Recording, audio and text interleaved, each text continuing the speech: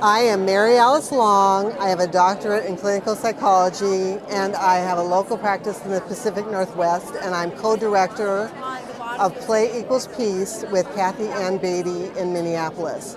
And what Kathy Ann and I do is we bring play, interplay forms and practice around the world to working professionals, business and helping professionals and working artists to integrate interplay forms into their work and for their own self-care. Kathy Ann and I have both been interplay leaders and teachers for many years. I began teaching interplay in 1993 and went through a certification process as a teacher with Body Wisdom Incorporated and interplay with the interplay co-founders, Cynthia Winton-Henry and Phil Porter. And I took a first workshop, and I found that even though some of that workshop was very hard for me, in fact, I started to sob during the process and kind of lost myself in the process. When I came out of that during that workshop, I realized that I'm going to do this the rest of my life because the play was so powerful for me, and I could see that it was going to create and birth a lot for me and my work with people.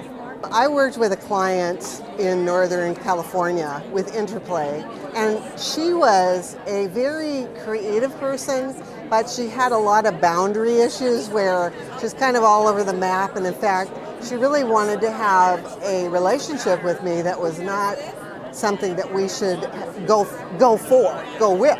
And so I helped her by focusing, doing some focus sessions with interplay forms and storytelling and dance forms and some visual art and singing to create boundaries for herself so that we could have a very good relationships in terms of our work together.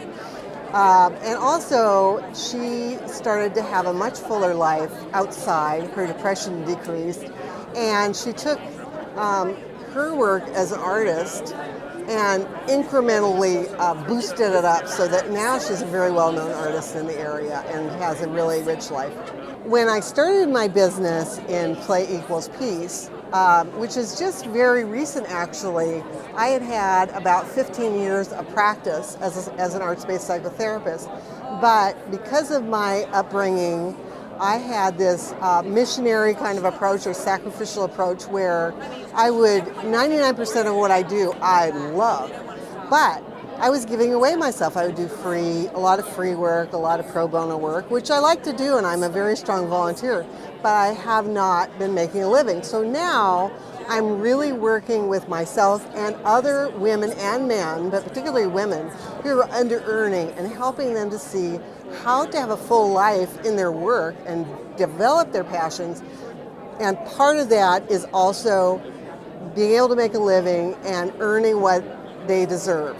So I'm now interviewing women about their money stories and developing that project into an anthology, performance and workshops, and to help myself and help others. I'd like to say that play is really the core to making change in the world, play and creativity. There are so many people right now who are writing about this. There's a book that just came out, in fact, called Play in 2009. And there's many different people writing about the right brain and energy fields and how play and creativity make change individually, interpersonally, in relationships, and in communities. And so I think that we have lots of room to move and to make change, especially for people in our Western culture. People in other cultures, say in India, they know the arts, but here we have trouble thinking about ourselves as playsters, but we are. We know how to play, we know how to walk, we know how to tell stories, we know how to sing, we know how to dance. Let's do it.